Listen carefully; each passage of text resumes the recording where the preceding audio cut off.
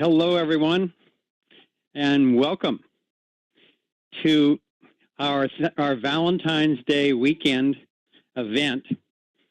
Kimberly's here with us, as well as our special guests, Erin Elizabeth and Joseph Mercola.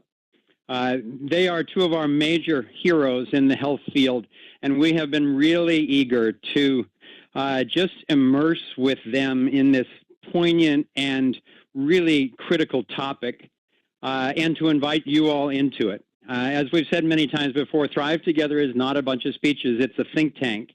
And we really are excited to offer you their perspective on this topic, and then to get your input as well. So we will bring them on after taking care of a few preliminaries. First of all, I just want to really wish everyone a happy Valentine's Day. This is an unusual topic to be combined with a Valentine's weekend celebration. And at the same time, I think it's actually a perfect one. Because in wishing you happy Valentine's weekend, it's not just if you're coupled. It's to celebrate your lovability and your capacity for love. And that's there in every single human being. And the topic that we're focused on today, why are holistic doctors being killed, what it means and what we can do about it, is both a very poignant area to delve into. And we're actually really privileged to have some of the members of some of the families who've been directly affected by this joining us today, and one or two of them will probably come on a little later to share some of their perspective. We're really well aware of how poignant this topic is. And Kimberly and I have had, friends and family members really affected by this as well. And that's why it's such a critical topic, because these are people who have brought their genius to a particular critical area, made breakthroughs, and then risked their lives to bring the information out to the rest of us. So this topic today is to really honor them and to use the brain power that's on this call from all over the world today, not only to get informed, but to talk about what are the implications of these tragic occurrences, and even more importantly, based on that, what can we do about it? So I think it's actually a really powerful expression of love to be able to take a relationship like Erin and Joe have, and like Kimberly and I are blessed to have, that are clear enough that it frees up a lot of time and boosts our capacity to work on key issues like this. And we're going to talk about that in depth a little later on. Before we do that, I'd like to turn it over to Goa to just bring you all up to speed on a few key logistical announcements. And then after that, I'll ask him to bring up an overview of the agenda of what we're going to cover today. So thank you all for joining us on this Saturday afternoon. And Goa, if you'd come on and clear up a few things, that would be great. Great. Thanks, Foster. Welcome, everyone. First, a quick reminder, this event is being recorded. We make these recordings available as archives for others. Next, a quick overview of how we use the WebEx system for our events so we don't get bogged down when we're in the flow. Please use the chat for comments and to share resources with other people. Use the Q&A panel for questions to the panelists, and please limit each entry to one question. If you have any tech issues today, please email Mitch at events@thrivemovement.com. And again, when you get your issue when you get your issue resolved, please let him know. That helps him out a lot.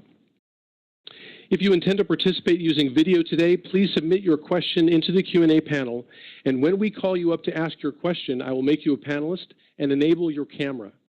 After you exit full screen mode, look for your name in the participants panel, and then click on the green camera icon next to your name. At that point, I will unmute you, and you can ask your question. Please be sure your camera is up and running in advance, but there's no obligation to use your camera. If you want to be just audio only, that's fine. Reminder to please be succinct. Limit your questions to 1 minute and 2 minutes for comments. We really want to involve as many people as possible effectively today, so please keep it succinct.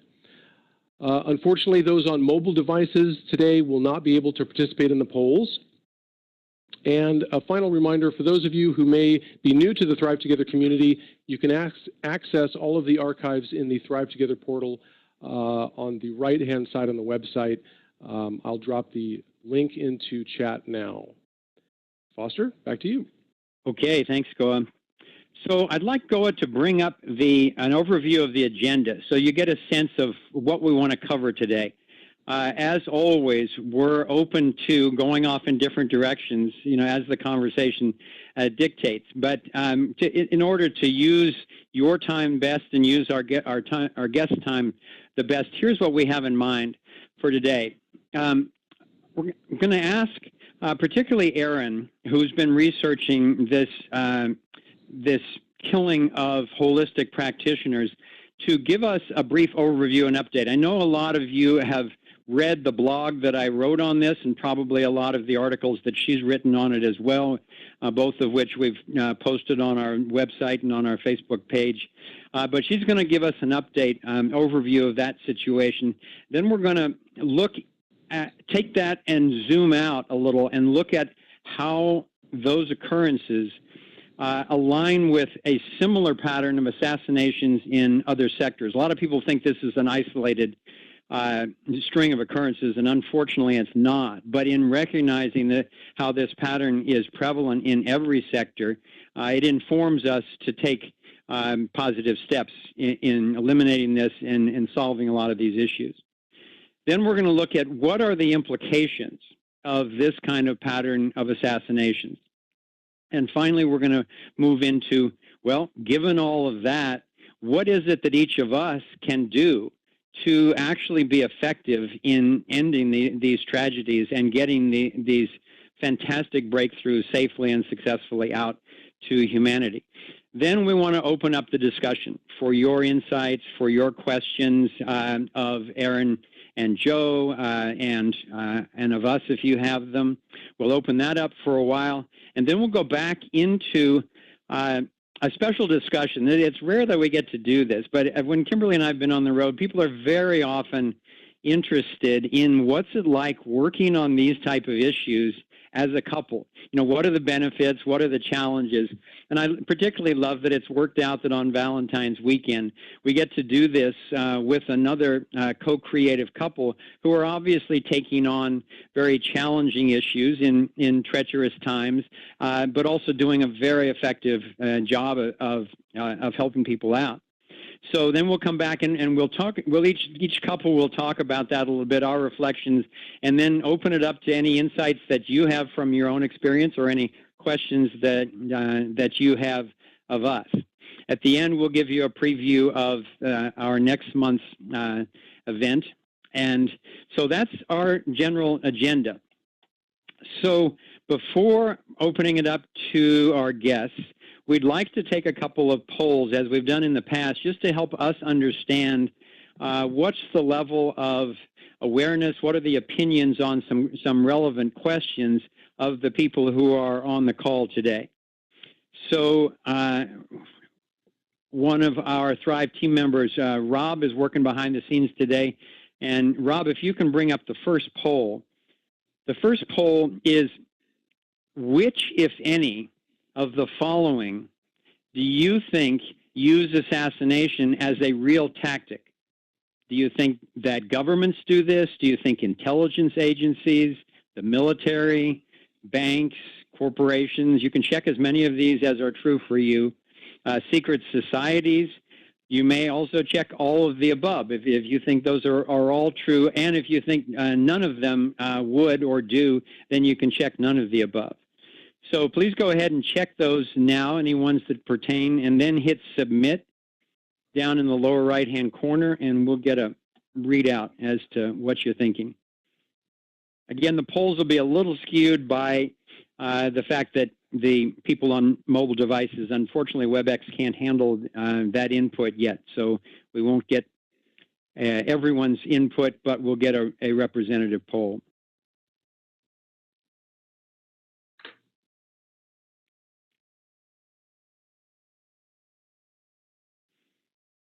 Okay. So with this question, which of the following do you think actually use these tactics? 57% think all of the above, and the rest, between 12 and 17% for all of the, and 31% were unable to answer. So that would boost all of those numbers. But the majority of people on the call think that all of these would potentially use those as a tactic. Okay, thank you. Let's go on to the second poll, Rob. And the second poll is, what do you think the motive or motives would be for whatever individuals or groups to assassinate people? Would it be to suppress information? Would it be to eliminate or to send an intimidating message to other potential whistleblowers, innovators, or leaders? Thirdly, do you think it's potentially to protect profits? And D, once again, all of the above. Or if you have another one, you can also click other. And in our discussion, hopefully we can get you to either put in chat or come on and talk about what you think other motives might be. So check any one of those that you think is relevant, hit submit in the lower right, and we'll bring up those results.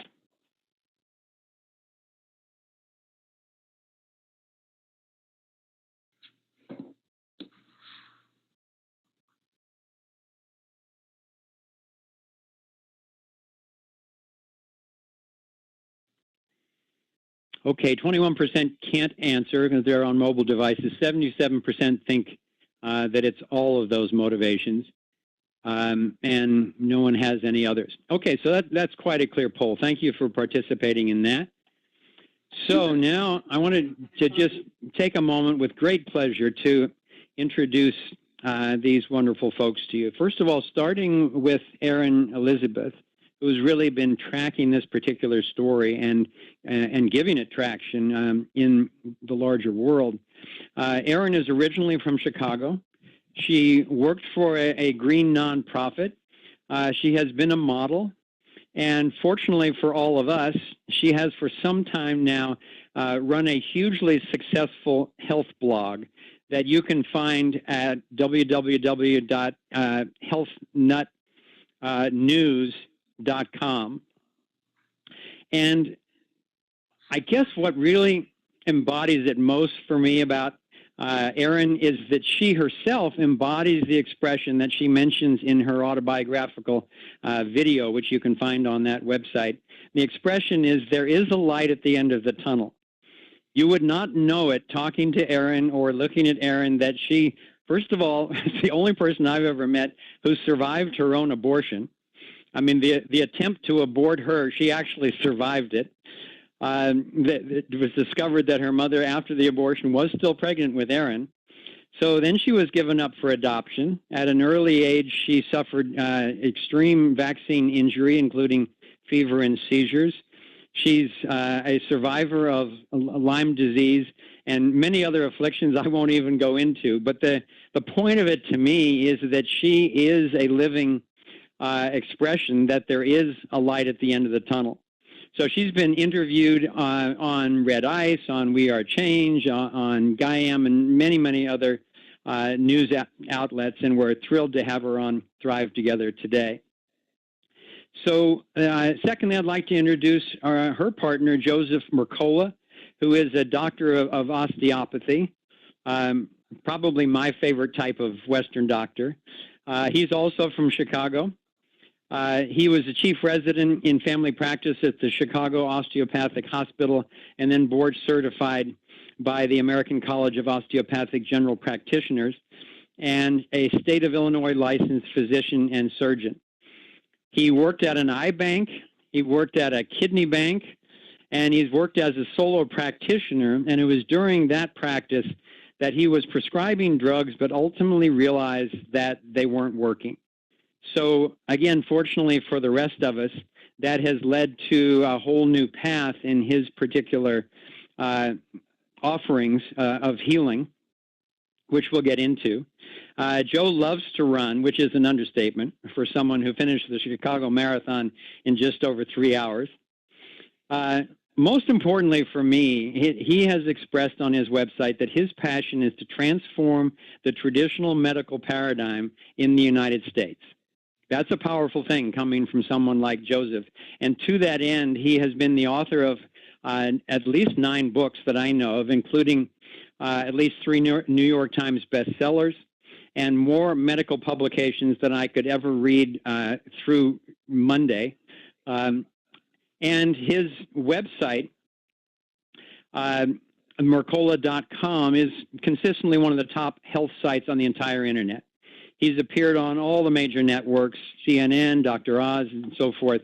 And he has been, most importantly for the rest of us, a pioneering truth teller in such critical arenas as GMO, aspartame, getting off drugs, vaccines, healthy food, and effective exercise. And most recently, I'm hoping I can get him to talk a little bit about this later on in the show. He's been working with Travis Christofferson on getting out a new cancer cure. That when I heard him talk about it, I went and watched the video where they go into great depth on this. And this is one of the most exciting things I've heard of in quite a while. I know he's dedicating a lot of time to both getting himself educated and getting the word out on that. And so hopefully we'll hear about that a little later on. So why don't you bring on both Erin and Joe? And before we get into the topic of assassinations, I'd just like for each of them to come on, starting with you, Erin, and just say for a moment why you're interested in this topic and why you were willing to take the time to come on with us today.